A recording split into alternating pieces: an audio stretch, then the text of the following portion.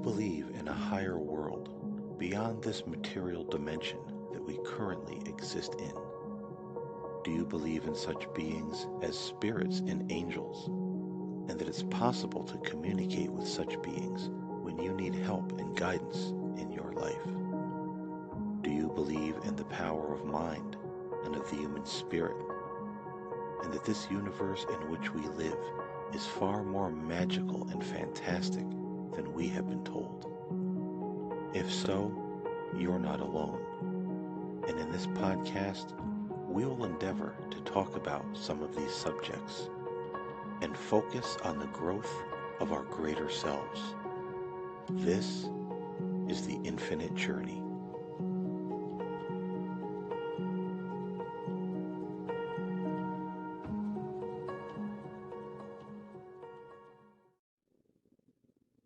Blessings, one and all, and welcome to the Infinite Journey podcast. I'm Paul James Caden, and in today's show, we are going to be talking about breaking free from the fetters of this material world. And this is a very interesting topic because every religious and spiritual tradition all over the world, no matter what it is, has told us for centuries that one of the things we must do to gain enlightenment, rise in consciousness, ascend into the realms of the heavens, is that we must die to this world. We have to tame those cravings and those lusts that we have for the things of this current world that we live in.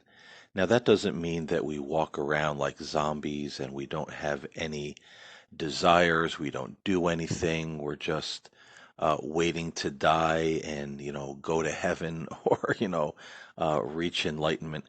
That's not what they're talking about. Of course, you enjoy life, you do things, you have happiness and a fulfilled life and lifestyle, but you don't have such a craving for the things of this world that it becomes a detriment to you psychologically, but also spiritually. There are various schools of thought out there.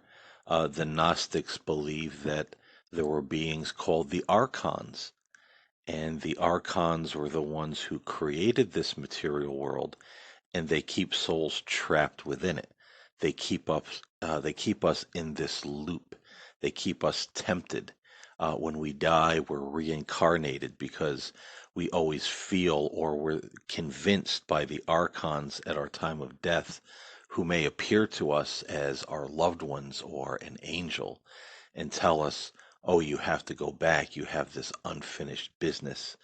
So they keep the soul going through this cycle of life, death, rebirth, and we're in this prison planet, so to speak, while they feed on the negative energy that we create here, because they know that outside of communion with the one true God, we are never going to obtain peace within ourselves, peace in this world. And so they keep us in this whole system of power struggle and war and conflict. And the only way to break free of that cycle and bypass the deception of the archons is to rise above the desires of this world, become like Christ, have the mind of Christ, die to the lusts of this material world that we currently live in. Buddhists also believe that if we become immersed in this particular world and our actions and our thoughts are always filled with stress and we do bad things, we hurt others, we're always immersed in just trying to get what I think I need in this world, then of course we will be reincarnated. We'll stay on this cycle again of birth, death, than entering life again, because there's always something that our consciousness or our karma feels that we need to return for. In Scientology, they believe that we, as souls that they call Thetans, we are the ones. It's kind of a little bit of a different take on the New Age philosophy that we are the ones who created this world, and then we inhabited this world of materiality and forgot who we were. And then we have to remember, we have to make our way back towards God. We have to uh, purge ourselves of all of the trappings of this world. So Scientology has kind of a basis on that they believe we are the ones who created this world, and we keep coming back. They believe in reincarnation because we're hooked on this, not only the things of this world, but the system that's in place. We've kind of become hypnotized as souls in a physical body, that we think the universe can't exist, life can't go on, we can't go on, we're not going to be happy unless we stick to these rigid systems that we've created in the universe, in our world, in our governments, in our religions, in the whole aspect of our being. So until we're free of all that, we can never ascend to the higher heights of the heavens or infinity and be free. So this is just mentioning a few philosophies that talk about this kind of thing, and there are many more. And I think there is some truth in all of these particular viewpoints. Because, if you really think about it, if you really, really think about it, there are people in this world who are absolutely obsessed with money and power. And they will make any decision or do anything to hold on to that money and that power, or to gain more money and more power. There are people that are absolutely obsessed with gaining. They don't have any money or power at all, but they're obsessed with gaining fame and fortune and power and popularity. And that's everything to them. How many times have we heard people say, and I'm sure you've heard it too, or maybe you've said it yourself, if there's reincarnation, when I come back, I want to be rich. I don't want to go to a dead end job. I want to be born into a family that has money, and I want to do what I want with my time. I don't want to go to this job anymore. I don't want to be, uh, you know, responsible to a schedule. I just want to do what I want to do. There are people that are obsessed with many different things, whether it's something as simple as sex or politics. Some people live their whole lives believing that if they could just get the right person in power, or if they could just reorganize the governments of the world in a certain way that they think would be right, then there would be peace and prosperity on earth, and everybody would be happy. And they're obsessed. They are absolutely obsessed with that mission. There are people that get obsessed with religion. They believe that their religion is the right religion. Everybody needs to convert. The whole world needs to believe what they believe. And the kingdom of God cannot fully be recognized in this world or in this universe until every living soul on earth converts to what they believe. So all of these things could be examples of things that people become obsessed with. And whether it's the idea of the Buddhists or the Gnostics who say, well, we keep coming back over and over and over again because we're so engrossed in these trappings that have been set up around us that we just keep coming back for those same purposes over and over and over, thousands upon thousands of times, but we never do accomplish that mission because this world is set up in such a way that we're supposed to fail, and that's what keeps us coming back. Other people, other belief systems say that we're so obsessed with these particular things that when we die, we might go into the spirit world and find ourselves on a very low spiritual plane, maybe even lower than life here on planet Earth, where souls of like mind continually fight and struggle and war with one another because they all have the same mindset. They're all obsessed with this same kind of ideology, but maybe they're all set at different sides of the pole. So they just fight and bicker, and it's such a miserable place. And they don't ascend from there until they get the realization that, wow, this is wrong. I've been wrong. I'm not happy doing this. And there's nothing in this that is contributing to my spiritual growth. And some people naturally think that the more attached we are to the things of this world when we die, we would go to a place of hell where there is the ultimate suffering. I myself, being one who reads and studies the Urantia book, read something in there the other day that really kind of inspired this podcast because it was talking about suffering in this world, that mankind does have to undergo a certain amount of suffering and trials. And many times those trials and those sufferings are because of change in our lives. We lose people, we lose things, we lose jobs, we lose possessions that we covet, or maybe the world changes the way we think the world should be, and we don't like it.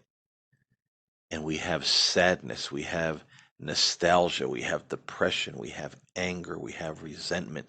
People saying, oh, those were the good old days. But the Urantia book says that we must go through these kinds of trials and these kinds of sufferings because if we didn't, if everything remained the same around us all the time, we would remain the same all the time. We would never learn. We would never grow. We would never be prepared to ascend the heights of the heavens when we leave this world. In fact, the Urantia book talks about, and I've mentioned this on the show before, that when each human being is born, we are given a piece of God. There is that divine spark within each and every one of us. And as we live, as we grow in our faith, as we become stronger, as we become better people, as we seek God and right living and service to others and love and compassion and kindness in our lives, our human personality will begin to bond with that divine spark within us, and that is what becomes the human soul. And that is what survives physical death. But if you ignore those things, if you're just caught up in the things of this world, you want to step on others, you want to fight, you want to hate, you want to war, you continually ignore basically the ways of love, the golden rule, doing good, all those things previously mentioned, that your personality will not bond with that divine spark. And then when you die, that divine spark, that divine spirit within will return to God, but the personality perishes. You don't go on. And the Urantia book basically teaches that that is the second and final death. You are just no more. But it's the choice of each and every one of us. And God is always loving, God is always kind. God 100% wants each and every one of us to grow our soul, to be good people, children of God, brothers and sisters to one another, and go into the next dimensions of life when we learn that when we leave this world. But we have to think about that, the mind and the soul stagnating if we continually hold on to things in this world and we don't want to let go of them. We want to hold on to our ideas, our attitudes, our way of doing things. And as I've mentioned in a couple of podcasts back, we see a lot of religious people out there in the world right now. They're all talking Bible and Jesus and God, but their actions, the things they're saying and the things they're doing, are very much wrapped up in an agenda, and a lot of them a political agenda. And we see a lot of hate coming out of these people. So this is religion or communion with God, just really being a disguise for human agendas. People that want to hold on to what they want to hold on to, the way they think the world should be, the way they think everyone else should be. And they will persecute and they will hate if you're not. We have a lot of people saying, well, we don't want anything to change.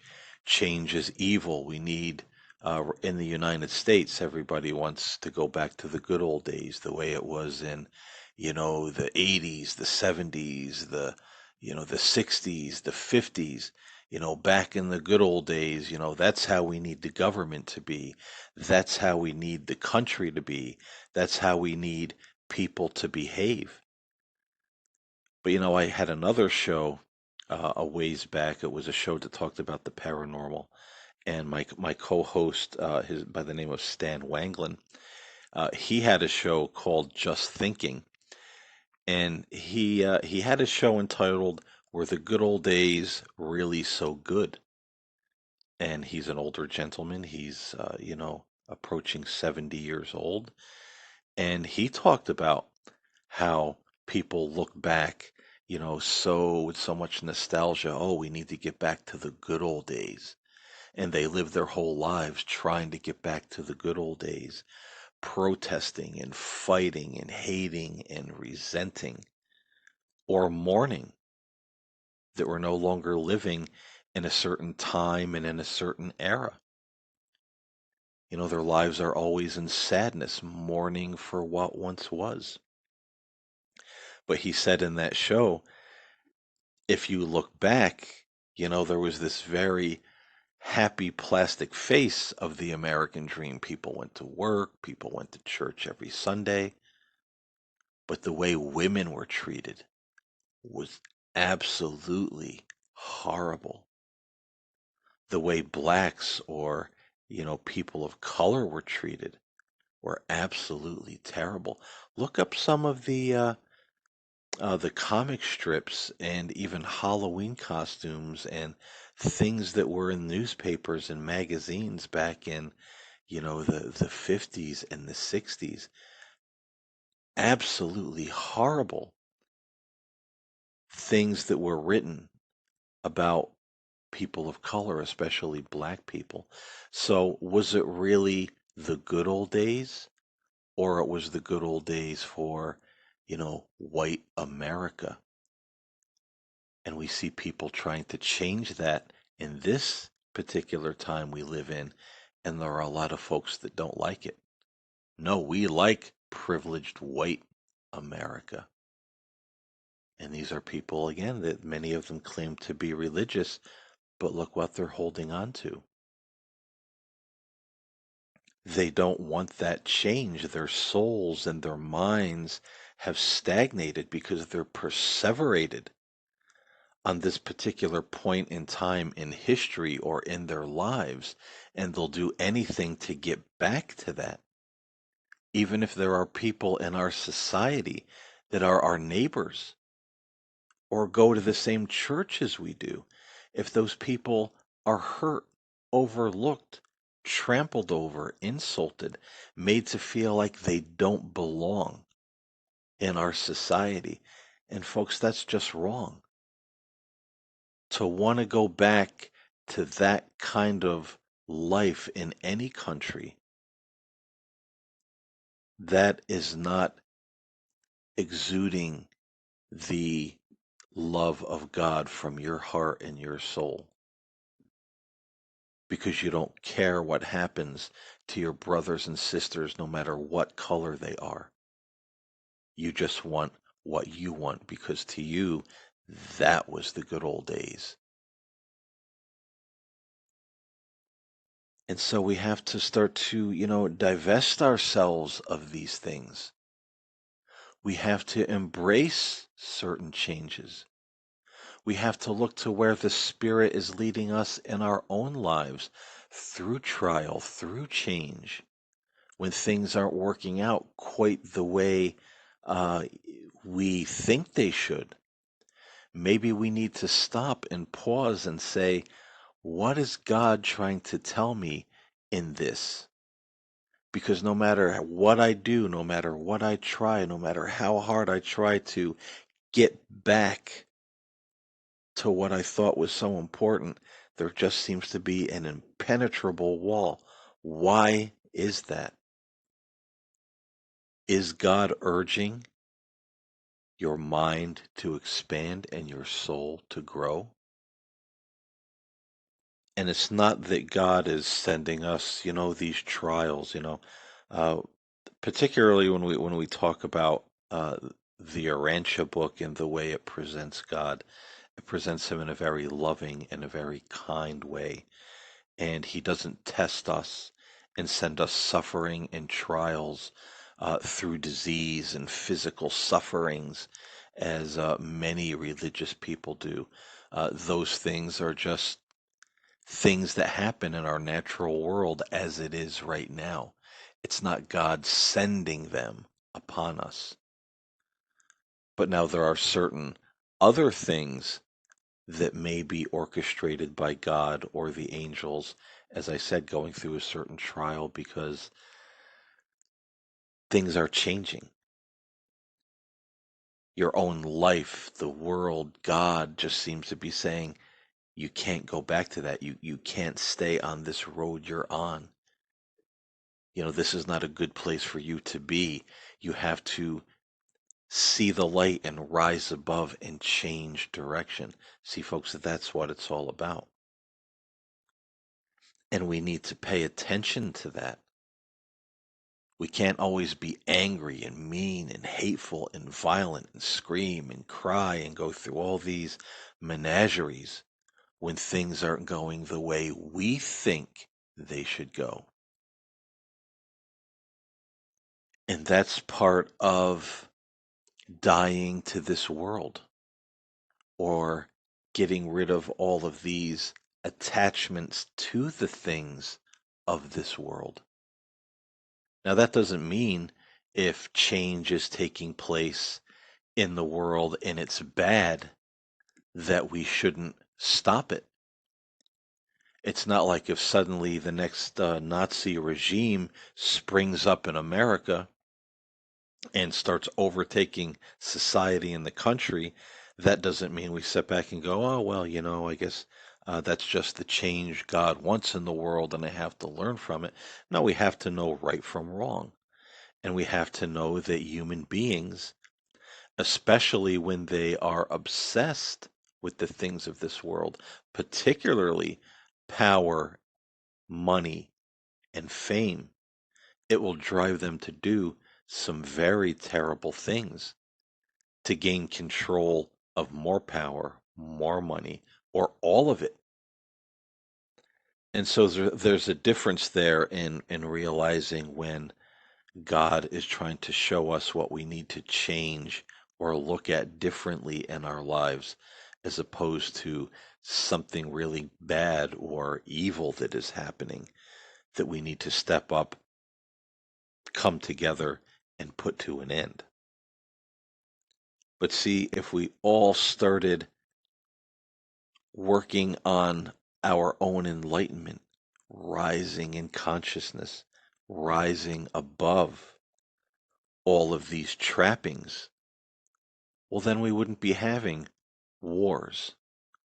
We wouldn't have politicians in the United States who are billionaires trying to do away with Social Security that people have worked their whole lives and paid into so they have a retirement, and the ultra rich want to take that away from them so they have more money.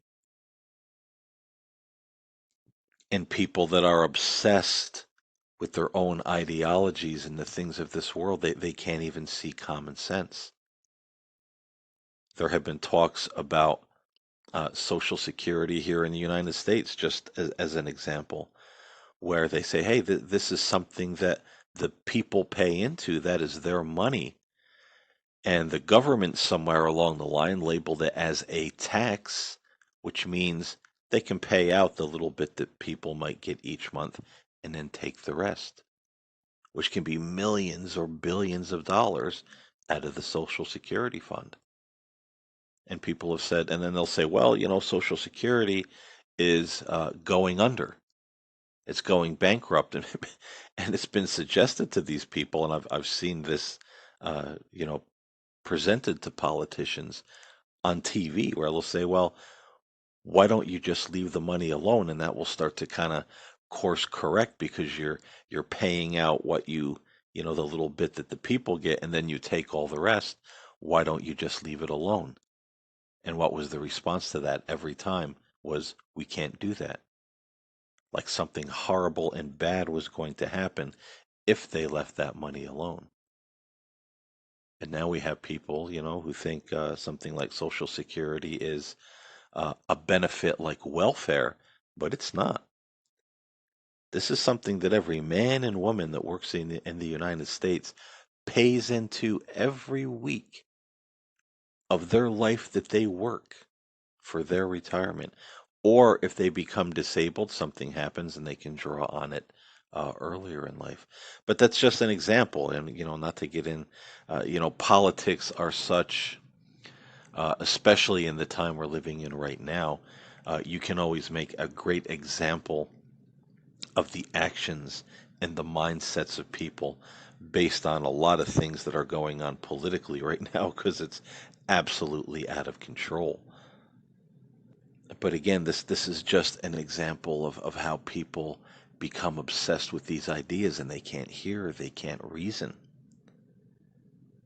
And then we don't think, what's going to happen when I die? Where will I go? What's going to happen to my eternal soul when I leave this world?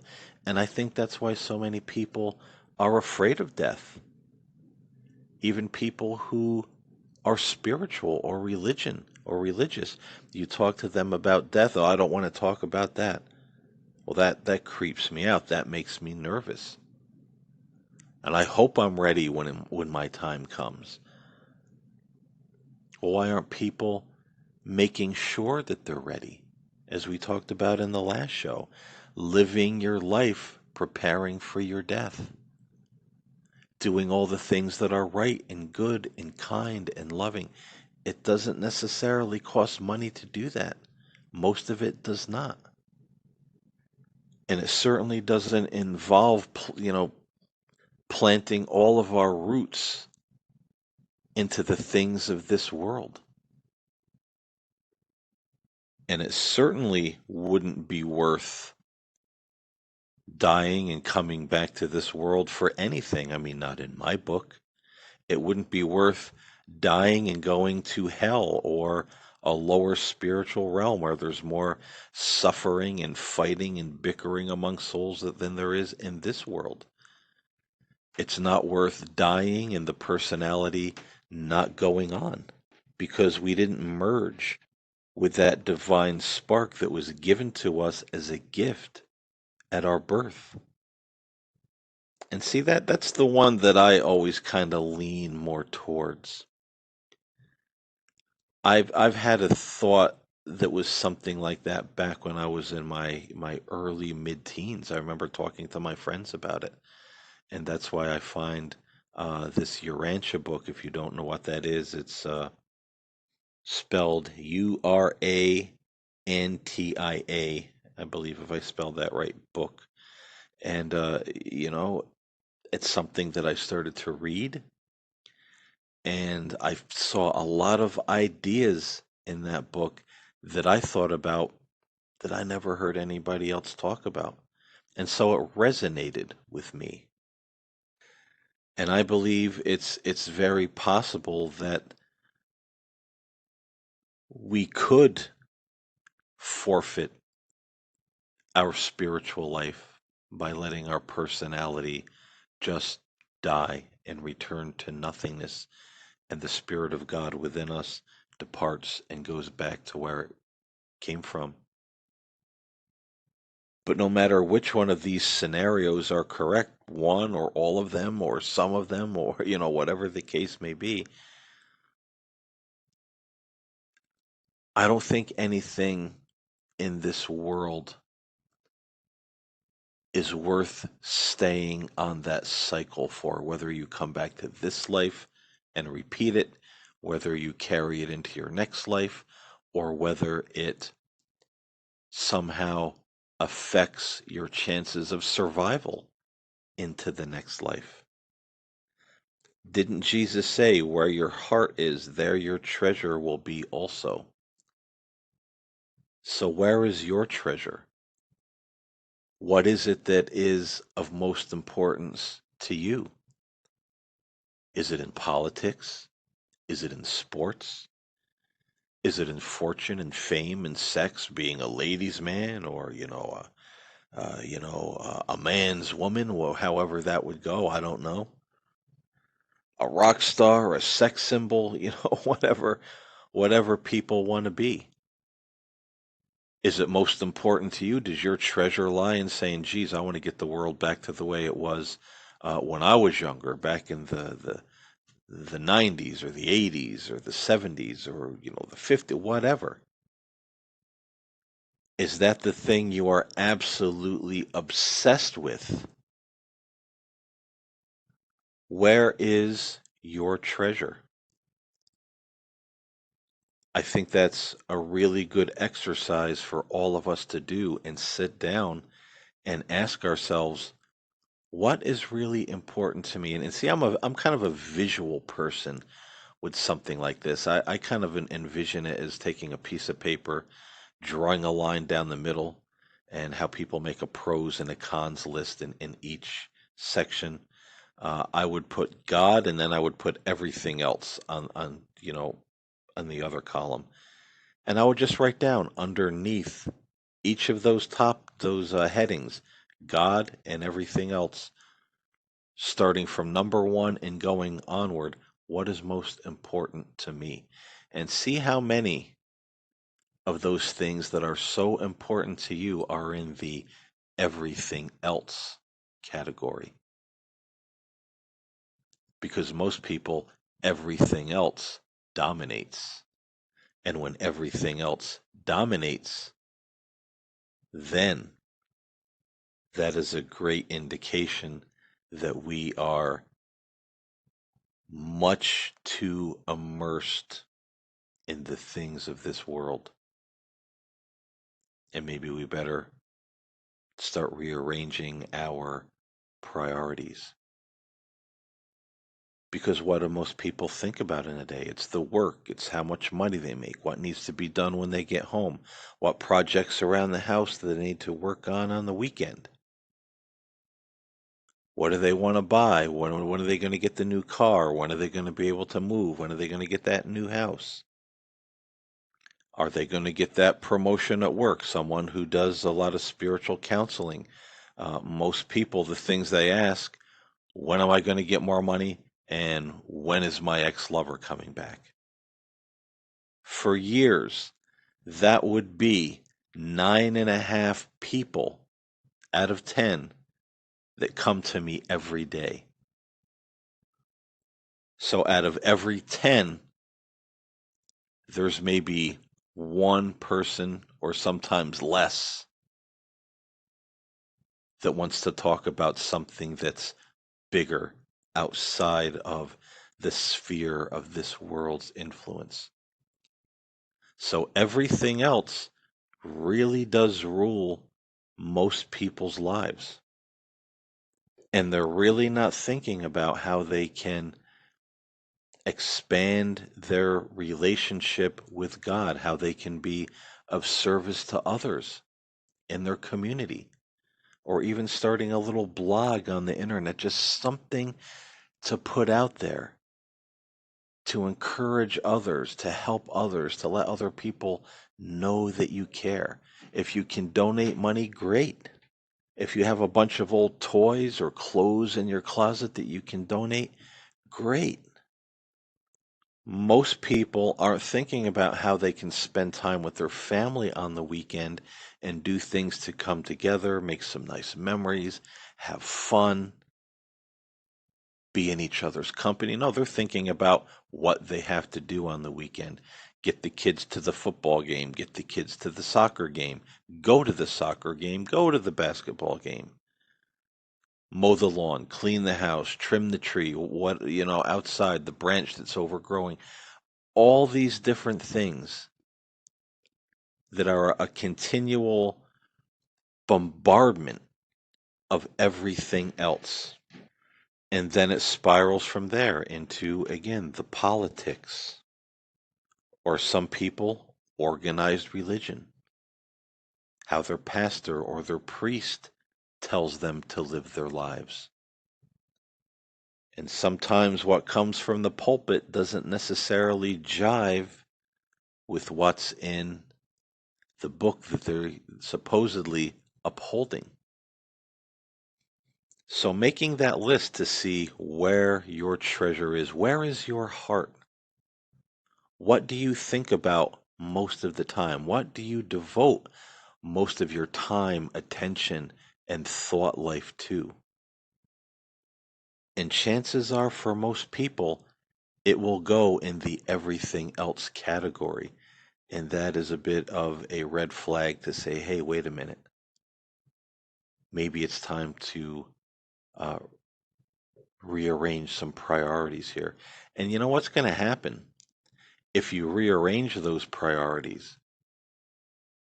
The peace and the contentment and just the emotional stability, the things that will start to happen within you, in your thought life, in your emotional life, in your spiritual life, is just amazing.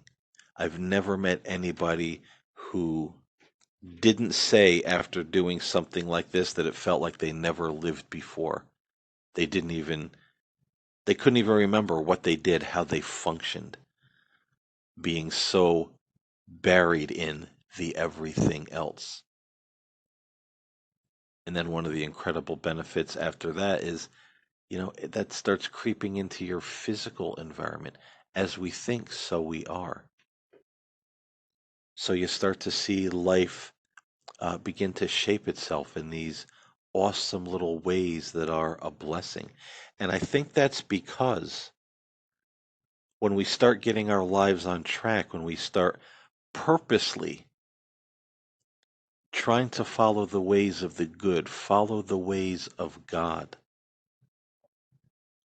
that we start to dodge a lot of trials and things that happen in our lives because we don't need that wake up call to hit a wall that tells us, hey, you're going in the wrong direction. And it's not such a shock, it's not such a big issue. I think things begin to run a lot more smoothly with maybe some smaller trials mixed in because we're already purposefully walking in that right direction. We're walking toward the light. We're walking toward God. We're walking toward what really matters. We're putting our treasure into something that is beyond this world and taking all of our investment out of the everything else. And you definitely do start to notice a difference when you do that. And so, as usual, folks, I hope you got something out of this podcast today. I appreciate you listening. And this I do this because this is one of my little ways to give back, to put something positive out there. Not telling people what to do, to be their teacher or their guru or anything of that nature, but just telling people, hey, you know what?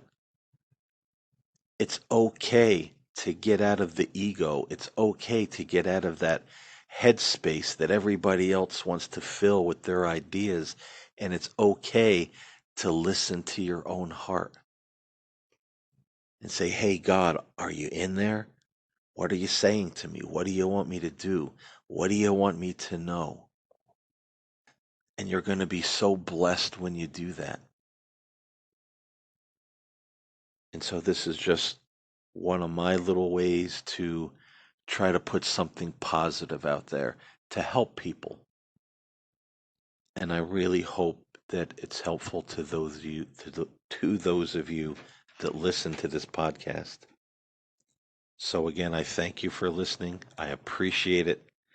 As always, stay safe, stay well, be good to one another, love one another, and make that list. Take a couple minutes to sit down and just start writing that list. Find out where your heart is, where your treasure is, and see if there's some balancing that could be done in where you're putting your time and attention. Be blessed, everyone, and I'll see you next time here on the Infinite Journey.